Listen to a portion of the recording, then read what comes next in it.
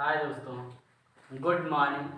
आपका एक बार फिर से एके अनिल सर चैनल में स्वागत है। आज हम इससे पहले हमने सोलर सिस्टम के बारे में पढ़ाया था। आज उसी का पार्ट 2 बनाने वाले हैं। उन ग्रहों के बारे में हम विस्तृत अध्ययन करने वाले। जैसे बुध ग्रह जो है ये सबसे छोटा ग्रह, बुध ग्रह जो है यह सबसे छोटा ग्रह है। इसके पास कोई उपग्रह नहीं। इसके पास क्या है? कोई उपग्रह नहीं है। इसके पास कोई उपग्रह नहीं है। जो ये हमारा बुध ग्रह है ये सबसे छोटा ग्रह है और इसके पास कोई उपग्रह नहीं है। यह जो है सूर्य की परिक्रमा, यह सूर्य की जो परिक्रमा है, यह ग्रह सूर्य की परिक्रमा 87 दिन और 23 घंटे में करता है। 87 दिन और कितने घंटे में करता है?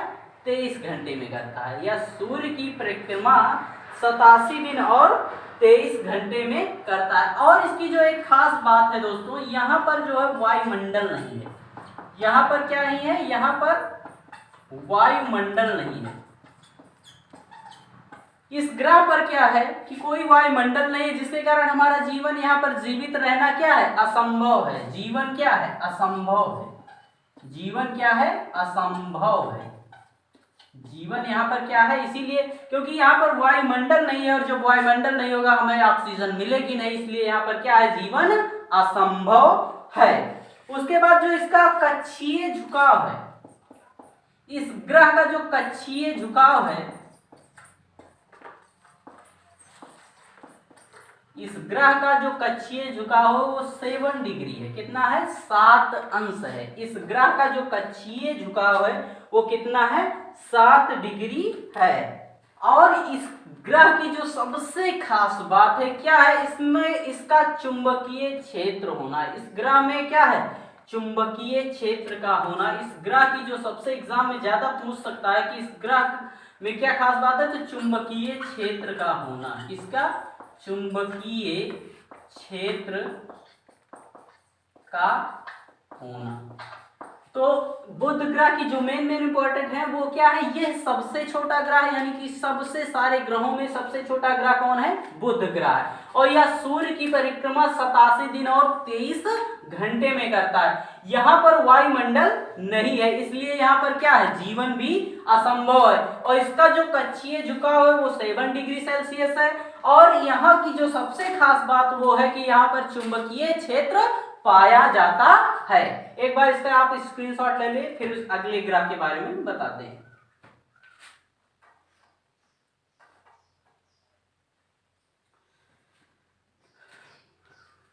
ठीक है दोस्तों, अब हम बताने चल रहे हैं शुक्र के बारे में।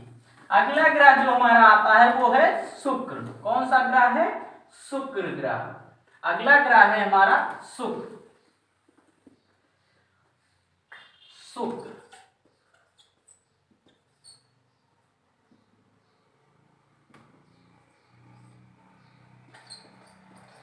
अगला ग्रह है हमारा शुक्र ग्रह। कौन सा ग्रह है? शुक्र ग्रह है। यह पृथ्वी के सबसे निकटतम, ये जो हमारा ग्रह है शुक्र, यह पृथ्वी के जो है सबसे निकटतम है। शुक्र जो ग्रह है यह पृथ्वी के क्या है? सबसे निकटतम है। पृथ्वी के सबसे निकटतम है। क्या है? जो शुक्र ग्रह है यह हमारे पृथ्वी के सबसे निकटतम है, इसीलिए इसे क्या कहा जाता है? पृथ्वी की जुड़वा बहन भी कहा जाता है। इस ग्रह को पृथ्वी की क्या कहा जाता है? जुड़वा बहन भी कहा जाता है। जुड़वा बहन क्यों? क्योंकि ये ग्रह जो है पृथ्वी से मिलता जुलता है। क्या है? पृथ्वी से आकार या आकृति में तो थोड़ा बड़ा है, लेकिन पृथ्वी से क्या है? मिलता जुलता ग्रह है। इसीलिए इसका, और ये पृथ्वी के सबसे निकटतम, इसलिए इसको क्या कहते हैं? जुड़वा बहन कहा जाता है। और ये सबसे चमकीला भी होता है। ये सारे ग्रहों में सबसे चमकीला और गर्म ग्रह है। यह क्या है? सबसे चमकीला और सबसे गर्म ग्रह अगर आपसे एग्जाम में पूछता है तो वो कौन है? शुक्र ग्रह है। कौन है? शुक्र ग्रह। शुक्र ग्रह जो पृथ्वी पृथ्वी के सबसे निकटतम है और इसको इसी कारण क्या जुड़वा बहन भी कहते हैं, और यह चमकीला ग्रह है, सबसे चमकीला, और ये सबसे गर्म ग्रह भी है।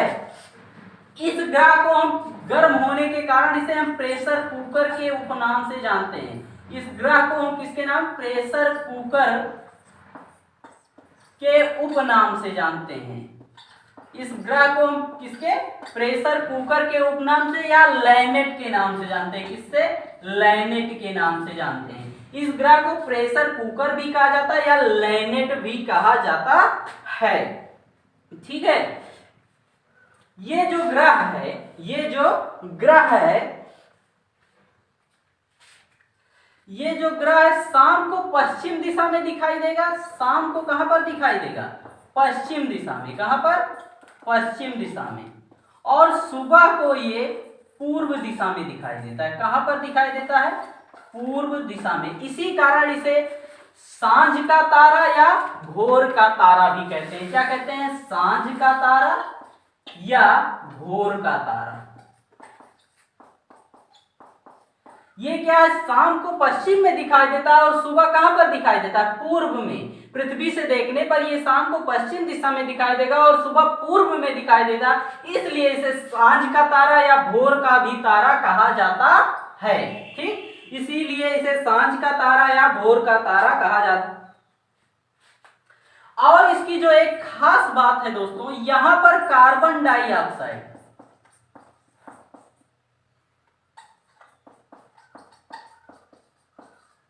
यहां पर कार्बन डाइऑक्साइड सबसे ज्यादा 97% पाए जाते हैं। एग्जाम में पूछ सकता है किस ग्रह पर कार्बन डाइऑक्साइड सबसे ज्यादा पाई जाती है, तो सबसे ज्यादा कार्बन डाइऑक्साइड कहां पर पाई जाती है, शुक्र ग्रह पर। कितने परसेंट, वो भी 97% पाए जाते हैं। इसी कारण अगर यहां पर हमें ऑक्सीजन मिल जाए तो यहां पर क्या है, जीवन यानी कि संभव हो सकता है, ऐसा वैज्ञानिकों का मानना है। अभी तक कोई इसके बारे में कोई ठोस सबूत नहीं है। ठीक, उसके बाद ये क्या है, यहां पर पृथ्वी की बहन भी हो गया।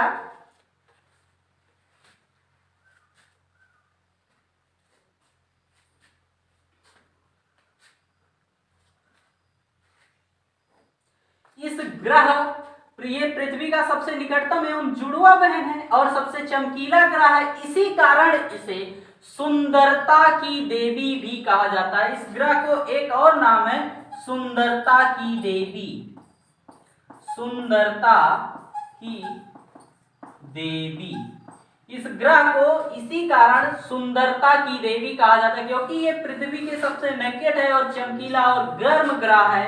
ये और भोर और सांझ का तारा भी इसे कहते हैं। और इस ग्रह को एक और नाम से जाना जाता है, वो क्या है, सुंदरता की देवी के नाम से। तो शुक्र ग्रह जो है इसके पास कोई उपग्रह नहीं है। हम पहली ही वीडियो में बता चुके हैं कि शुक्र ग्रह के पास कोई भी क्या है, उपग्रह नहीं है। लेकिन पृथ्वी का जो सबसे निकटतम ग्रह है वो कौन सा है, शुक्र ग्रह है।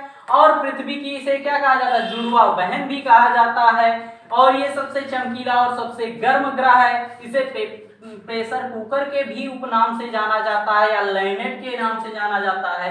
यह शाम में पश्चिम की दिशा और सुबह में पूर्व की दिशा में दिखता है। इसी कारण इसे सांझ या भोर का तारा कहा जाता है। यहाँ पर जो है कार्बन डाइऑक्साइड सबसे ज्यादा 97% पाई जाती है और इसीलिए इसे सुंदरता की क्या कहा जाता है, इसे एक और नाम से जाना जाता है, वो क्या है, सुंदरता की देवी के नाम। तो दोस्तों इसका स्क्रीनशॉट ले लें, फिर अगले ग्रह के बारे में।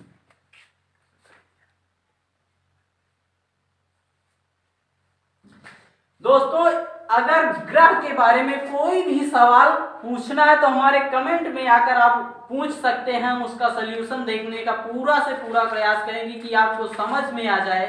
हम ऐसी वीडियो बनाएंगे कि आपके समझ में आ जाए। ठीक, और आज के लिए बस यहीं पर, हो सके तो हमारे चैनल को सब्सक्राइब करिए और लाइक करिए, कमेंट करिए। इसी तरह के वीडियो हम आपके पास लेकर आते रहेंगे। जय हिंद।